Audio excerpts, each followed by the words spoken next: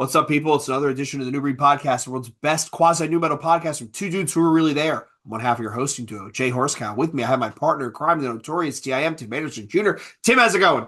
Great, great.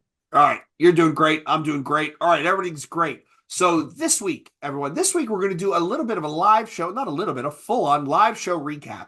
So unless you've been living under a rock, you probably know that the first weekend in January in Florida is FYA Fest put on by Bob Wilson. So I actually went down and attended both days, none of the pre-shows, none of the after shows. Please don't ask me how some of those bands were. But I attended both days the full time. So Tim and I are going to walk through the bands. We're going to talk through what I saw. Tim's going to pepper me with some questions about all sorts of crazy shit. And we're just going to have a go at it. So I will start off by saying this is the first hardcore festival of the year. I would argue that this one kind of sets the tone for what the rest of the year is going to be like. I think you have this, then you have Tied Down in Detroit. You have the other one that's now just announced in Georgia. You have LDB. You have United Blood coming back. You have Sound and Fury. You have This Is Hardcore. So I also think there's a little bit of a competition to see who can build the best lineup, because the lineups make or break your festivals these days. I think that's safe to say. And this one, I honestly had no intention of going until a buddy of ours, a mutual friend, Tim and I, called me up and said, I got us tickets in a hotel room. Talk to your wife. So here we are. So first thing, we'll start off with the location. It's typically in Tampa at the JCC. A bunch of people on the internet got butthurt because they gave money to Israel. So Bob had to quickly find a new venue. And we ended up with this venue outside of Orlando. I actually think it is. It's the Central Florida State Fairgrounds. So I will tell you that while we were there the first day, there was a farmer's market going on. It was all these people selling shit, like a swap meet sort of thing. Then there was a whole bunch of little kids and police officers in a different building, and then there was the event itself. So this was apparently, it was supposed to be outdoors, and they moved it indoors. The outdoor stage was gorgeous, like it was huge. It would have been really cool. But it would have been hot. Thankfully, the week we were there, we're in the midst of this polar vortex. Spell, yeah. So it was the high end was 60 the first day, 70 the second day, and on the Monday I was stuck there. It was like 60 as well. So it's in this giant metal building. You walk in, and at one end is the stage, and then at the other complete end is all the merch tables. There was so much food and drink here. It was unbelievable. There were trucks outside. There was a second building, which was just the merch mall. So this was like the Straight Edge vendor. This was Days. This was, I think it's Statement of Pride is the other label. This was Afira. So all the labels were in with Triple B. They were all in one building with like the mall part. And then the other building was where the bands were selling merch. And then it was the stage themselves. They had so much liquor available. It was kind of amazing. Kind of funny, actually, considering all the straight edge bands. Like, there was like the Jack Daniels stand where they were doing slushies. Somebody was doing vodka lemonades. Like, that kind of interesting. And then the food outside. We'll talk through the food day over day, but it was the second day was definitely better than the first. We'll leave it at that. Oh, wow. So again, it's a big metal building. And I will say, so we're going to talk through the first day, then we're going to talk through the crowd. So the first day starts, doors were at 11, first band's on at 12. And the first band was this band, Home Invasion. And this was a hardcore band coming from punk rock. And they weren't bad. I mean, at this point, people were still filing in. Another thing about this venue, it was announced with less than 24 hours to go that there'd be no re-entry. You had to bring a clear bag. It was limited to a certain size, no outside food, that sort of stuff. So a lot of people were kind of salty about that, because people buy vinyl and you got to carry a fucking record around all day like a chode. But it is what it is. So Home Invasion goes on. They had 15 minutes. They were pretty good. It was just standard, standard punk influenced hardcore. I thought it was, serviceable. I wouldn't go out. I wouldn't seek it out to listen to it, but it wasn't bad. And so we'll go through a couple of these bands. Then we're going to talk about the lineup itself. So the second band was this band Steamroll. And these were a bunch of young kids. These were a straight edge band from the Hudson Valley. If the average age in that band, if the average band member hit puberty, I'd be surprised. They weren't bad. Straight. First of all, straight edge hardcore is for younger kids, right? It's for a younger audience. But they were pretty damn good. And at this point, it was early enough in the day. They went on at like 12:30. It was early enough in the day that all the people that were there actually came inside and were watching the bands, which is kind of cool to see. So after them, there was this band Ozone, which was a hardcore band from Fort Worth, and they play that more moshy type of modern hardcore. Pretty good. A lot of call outs and two steps and whatnot. But yeah, they were pretty good. I've never heard of them before. Um, Never heard of some of the next like five or six bands I'm going to talk through. I've never heard of, so it was kind of interesting. Then after Ozone, we had Face the Pain. This is Lennon from Okay. Blizzard's new band. This is more of a traditional hardcore type band. Not bad. I I call it flat hat hardcore.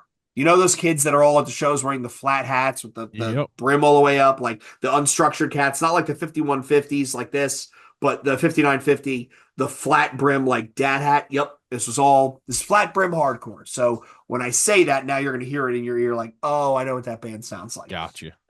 So I mean, he's doing other things. Whatever, I get it. Alienator was on next. They were kind of weird. They were a blackish kind of hardcore, right? Uh, I took one look at the name and I was like, not really sure I'm going to be into this. So I stuck around for two songs and went outside. And then the next band, before we start digging in, the next band was Killing Frost, which I'm pretty sure is a band from somewhere in Europe.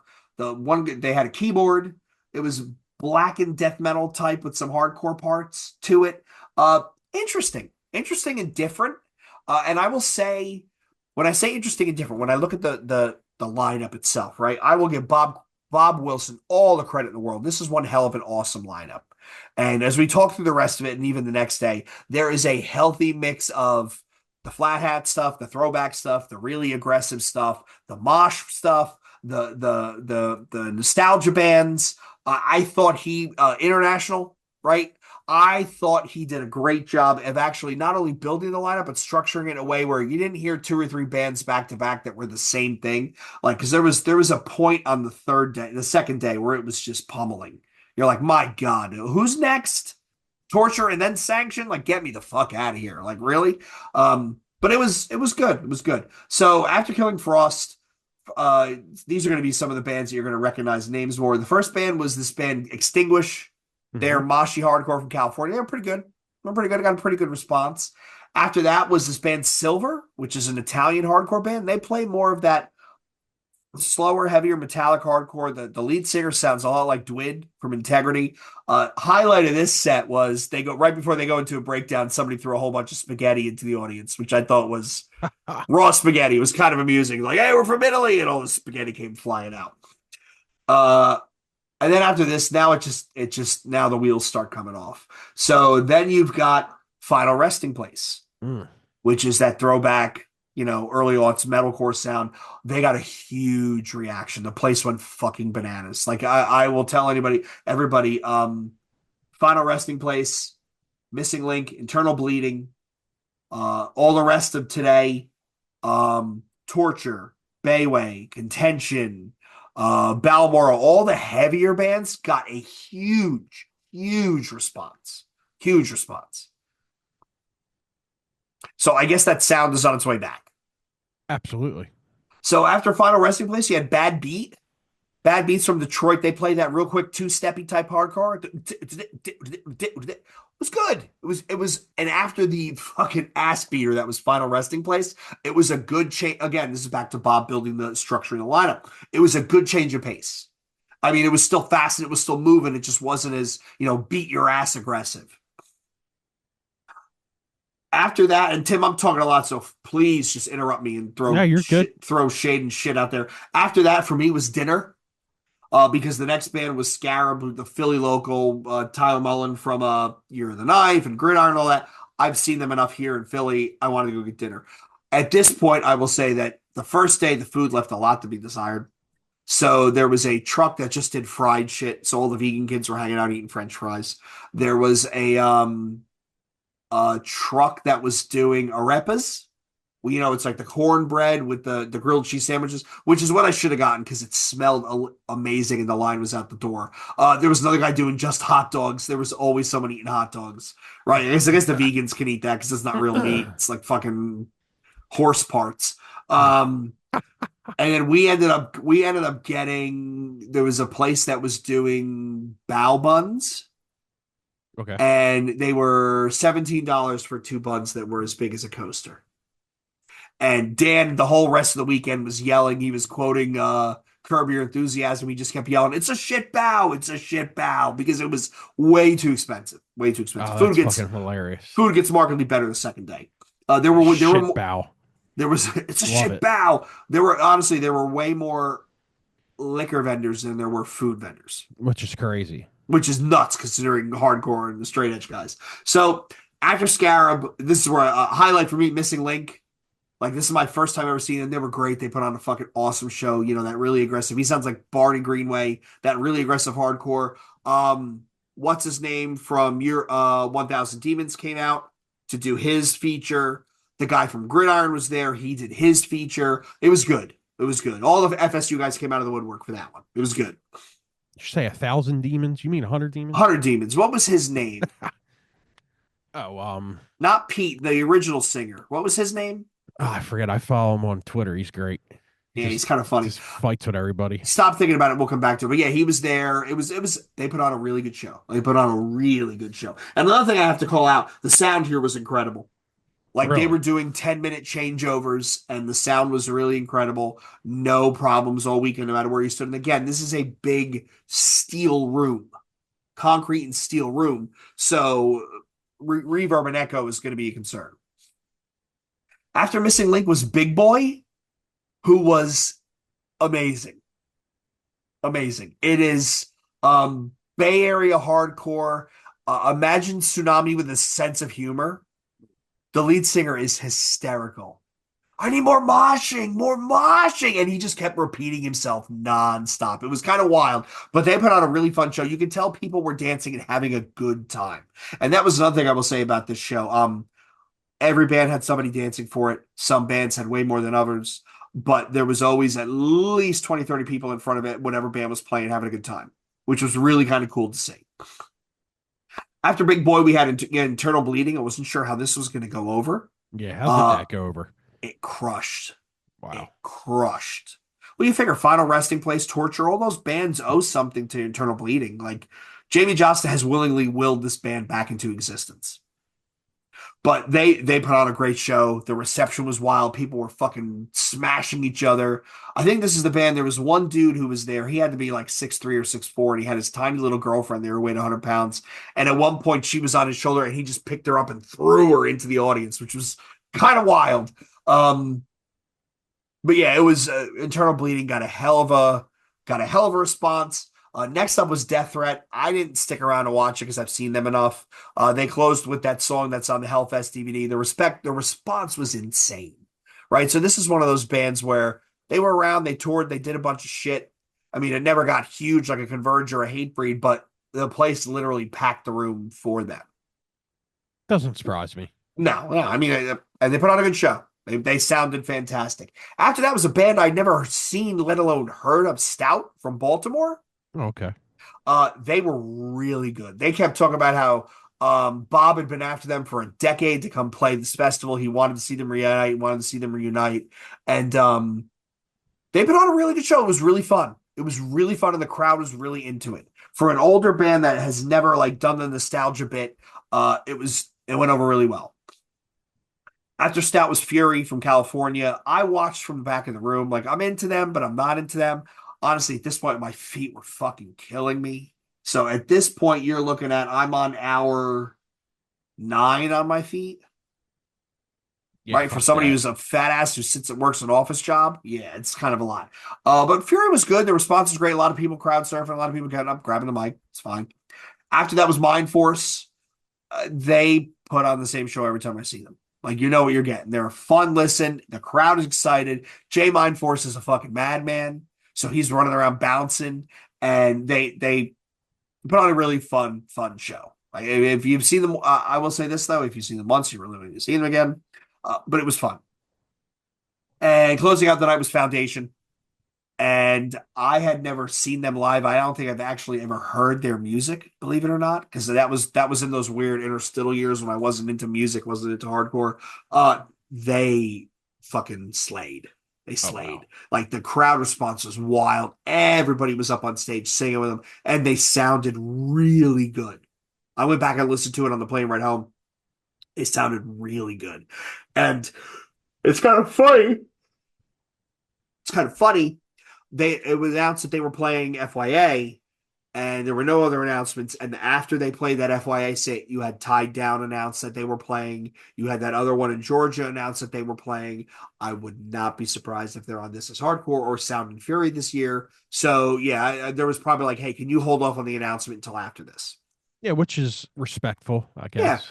We Because then stayed people might wait and people might say, you know what, I'm not going to travel to FYA. I'll just Right, see them here. exactly, Yeah. exactly. We stayed for about half their set, and then we just went back to hotel because we were tired. I will say this: crowd wise, the crowd was huge. If you look at the FYA Instagram page or even like the Mongoloids flew a drone over the whole crowd, so you could see how big it was. It was a huge crowd. And that being said, Dan and I were talking about, in Philly, we have a very old crowd, right? It's a bunch of older heads, guys our age. This was anything but. This was all over the place. This was young kids. This was old heads. I'm pretty sure there was an Amish dude there. He had on suspenders and a big beard. Um, That's there great. was, I mean, you could tell there were deathcore kids there. There were new metal kids there. I should have worn Jenkos. The first day I walk in, I look at Dan, and Dan looks at me and goes, "Yo, we look like fucking narcs. What is this, 2022 Jump Street? Like, we look terrible." There were Like, hardcore kids, there were metal kids, there were new metal kids, there were slam kids. There was everybody was represented. And it was, honestly, I gotta admit, good for Bob. It was really cool to see that there was that diverse of a crowd, and there was no bullshit, no fights, no problems really until the end of the second day. Everybody was getting along. I mean, if, how's if it? I'm gonna if I'm gonna complain about anything, it's the same complaint I have about every festival. There's not enough places to sit. Yeah, yeah. How's it compare to This Is Hardcore? Like, you had a better time at what? I don't know if I can compare them because it's, again, different crowds, like a way different crowd. Like, again, This Is Hardcore is a lot of older crowd. It's us in the Philly scene. It's all older people. This was a lot of young kids, a lot of young kids, a lot of girls, a lot more girls than I'm used to ever seeing at a Sausage Fest show. There was one girl who was in line who literally had a skirt on that was 3 inches long and her ass was hanging out the back of it. And I looked at Dan and I said, this is a kind of an odd get up for a hardcore festival, but whatever, whatever. Whatever. I will say this. For me, I always think of that one This Is Hardcore with Martyr AD. And that was, to me, that was like almost unbeatable. For my first time attending FYA, I don't think this could have been any better. Would you go again? Absolutely. If the lineup was good, I would absolutely go again. Cool. I'd absolutely go in. All right, so let's take it over to day two. Day two, same thing. Doors at 11, starts at 12. This time we got there closer to 12. The food options changed dramatically. They had way more food vendors. They actually had a vendor that was doing fresh fruit, that was doing fruit, like fruit infused water. There was a line for that place the entire day. So Oh it fuck was yeah, I would it be in was that line. it was kind of cool. It's kind of cool. Starting it off, opening show, Statement of Pride, which was Pensacola straight edge, young kids. But fun. But fun. Like, I'm standing there in the back, and Dan said, "Do you want to get there for doors?" I'm like, "Yeah, we kind of we paid for doors. Might as well get there early." And it was fun. It was fun. Also, they had way more. I think they had more tables on the second day, so I found somewhere to sit. Statement of Pride was really good. Second on this show, playing second, was Contention. Oh, I heard that it was fucking mobbed for it. It was like a fucking prison riot. Second band, 12:25 in the morning on a Sunday, and it was insane. Now, granted, they're Florida. They're a Florida band. But I saw the lead singer from Domain, throwing elbows. Like, it was insane. And they sounded awesome. Like, heavy. Good show, heavy. Yes. So so on the back of that was this band Fatal Realm. They're a three-piece of, like, look, the band gets up on stage. It's three dudes wearing jeans and black hoodies, and the lead guitarist gets out a flying V. Kind of music you think they're gonna play? Yeah. It's that Yeah. it's thrashy hardcore with big mosh parts. It was really good. I It was listened to really that good. because Dan put it up, and I was like, yeah, this is good. Yeah, it was really good. It was really fun. The kids had a good time. The kids had a real good time. Well, I mean, I also think Tim with a younger crowd, you need to play to the crowd. You need to play shit people are going to dance to, and that worked. They were really really good. I'm looking forward to if they do like a full length of them. I thought it was fun. After Fate of Realm was Scotland's Nothing But Enemies. And they did the smart move, which is if you're playing somewhere where nobody is going to recognize you or nobody knows who you are, you open with an easily recognizable cover. They opened with Hatebreed's Empty Promises. Okay. And right there, everybody in the room was like, "Welp," and it went off. It went off. So it was really, really cool to see. Imagine being a band from Scotland and you fly halfway around the world to play for 20 minutes. But yeah, they got a great reaction. The crowd loved it. It was kind of cool. After that was Stigmatism. Couldn't tell you what they sounded like. Couldn't tell you. I was outside. At that point, I was outside. I was like, okay, well, I gotta take a walk and rest my ears. After Stigmatism was Holy Blade. This is Colin Young's AFI worship band. Okay. Not bad. They were the band. They were the first band to have sound problems. They had an amp blow. They had a pedal board go.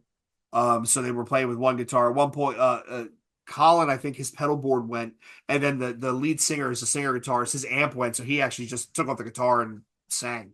Um, it, I'm not a big AFI fan, but if you're into that stuff, they were rocking out and having a great time. Yeah, songs I heard from them are good, man.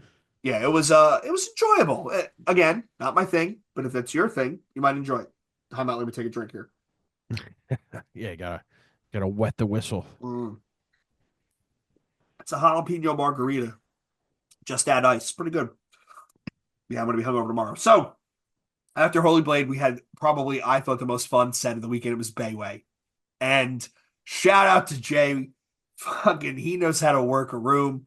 Um, they get up. Hey, Austin's coming in. He gets up, and they come out to the Sopranos music and the Sopranos intro play, and then he's like, but gotta love the fact that the guy's from New Jersey. He starts talking shit on the audience. He immediately starts talking shit. All right, Florida, you bunch of pussies. What are you guys doing? Get up, get up. Like it was wild. They had a huge reaction. The pit was explosive. At one point, they threw out a bunch of foam swords into the audience, and everybody was moshing and swinging swords at each other. It was hysterical. Austin, you there? Testes, 1, 2, 3. All right. But I honestly think they almost stole the weekend. Almost stole the weekend. They sounded that good. And he put on a great show. Jay's crowd banner is unbelievable. And again, throwing out swords so people can hit each other with them, it was kind of wild. Yeah, I like that. The next band was Burning Lord. Again, I don't remember what they sound like. That was definitely a walk around band for me. At this point, my ears are starting to get tired, right?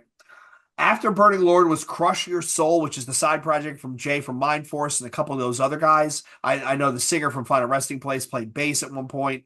Um, I think it was Tyler from Scarab and Gridiron was drumming. But yeah, it was fun. It was fun kind of, hey, get up, bounce around, move the room hardcore, which was cool. Yeah, that new EP they put out's good. Yeah, EP is really good. After that was I actually went and got dinner, but it was Sanction. I've seen Sanction plenty of times. Apparently the response was wild. The response was really wild. At this point, I went outside and they actually had a vendor who was doing buckets of fries, so fries with like chicken fingers and stuff on it. So I actually got a half decent meal that night. I actually felt full, which was kind of cool because the night before we were like, "Yo, what's open? Can we go to Taco Bell?" And there was a Wawa literally within walking distance from our hotel if we really wanted to. After Sanction was probably the most insane set of the weekend. It was Torture. They came on and the pit opened up and it literally was dudes pushed against the wall. Like it was nuts. Um Musically solid, but I also wonder if that jokey slam deathcore stuff is almost on its way out because there's so much of it these days. That being said, it sounded great. Sounded great. Definitely going to be one of those videos you're going to want to watch. After torture, we I had don't. I don't think he can. I don't think he can figure out what's going on. yeah, poor Austin from Drowner. For those of you that are on audio or on video watching him, he's really trying to join this episode. And it's not really going well.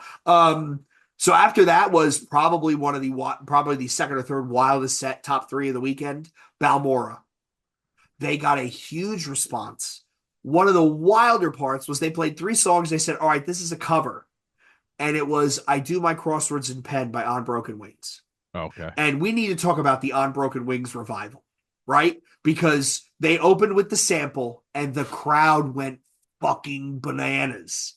Everybody sung to every word. And I'm like, Tim, you remember back when you were going to shows, right? On Broken Wings played with everybody. They were always around and they never got the cachet or the notoriety that now everybody there were so many people with those mosh hoodies that look like the Bane hoodies. There were so many there, I lost count of how many there were. So yeah, that went over really, really, really well. They got a huge response. At this point, I actually went outside to rest my feet. I sat on a picnic bench. I actually talked to some guy and his girlfriend from Salt Lake City. It was really kind of cool. We were sharing like stories and whatnot. Think I Care is not my bag, so I really couldn't tell you what they sound like. The Mongoloids, I'm not a fan. Apparently, they had a great response. Like again, they were flying drones and all this sort of shit. It was kind of nuts. Kids Like Us was naff to them. They were a Florida band. They played the after show or the pre-show, whatever. Again, I skipped out on it. I caught the last couple songs. After that was the Blister during reunion set. This is Lennon's band. They were good.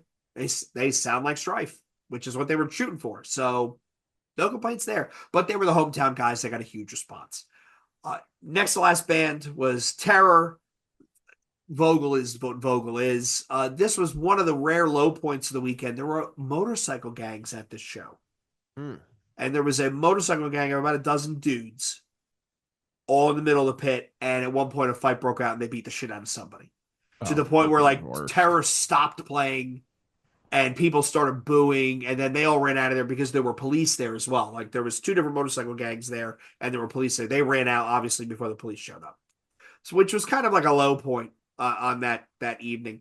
And then closing band was Nails. I am going to go out. I'm gonna put myself out there. They didn't sound good at all. They didn't sound good. And here's why. Todd Jones has a heavily distorted HM2 sound, right? That's his sound. It's so loud and so distorted that it muddies everything else. Like it just kind of sounds like which sucks because it's great.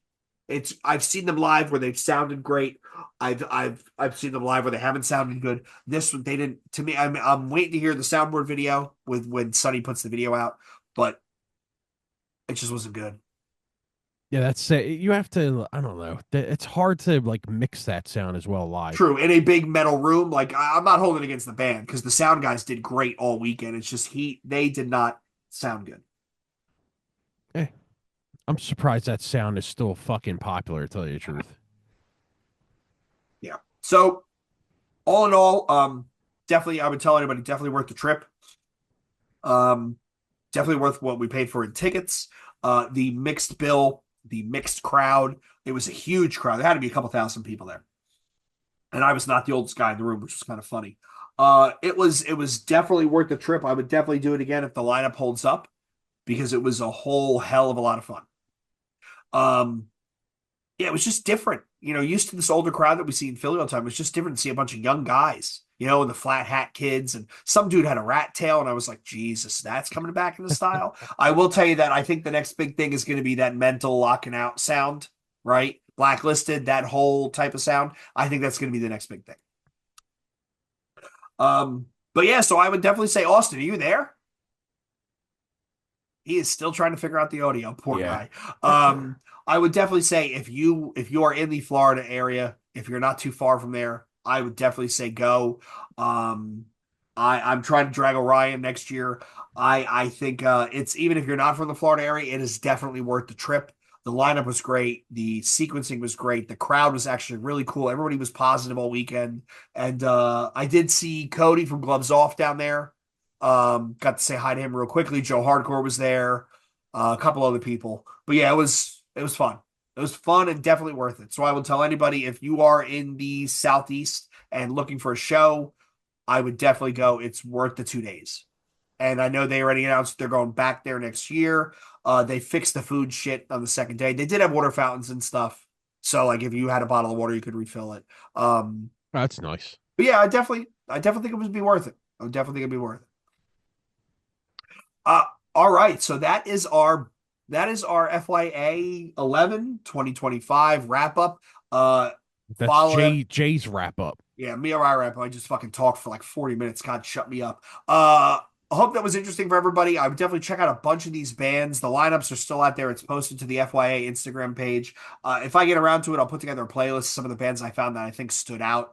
But I definitely would say look through the lineup, listen to what you can. It was a good mix of all different types of music that's big now, the modern hardcore sound. So, New Breed underscore podcast, Twitter and Instagram, New Breed podcast at gmail.com, 267-297-4627 for all of your voicemail hate. Find us on r/new metal. Find us on our Facebook group. New episodes every Wednesday at 12 p.m. New reactions every Friday at 12 p.m. On behalf of Jay and Tim and poor Austin, who is eventually going to join the audio, whether it kills him or not,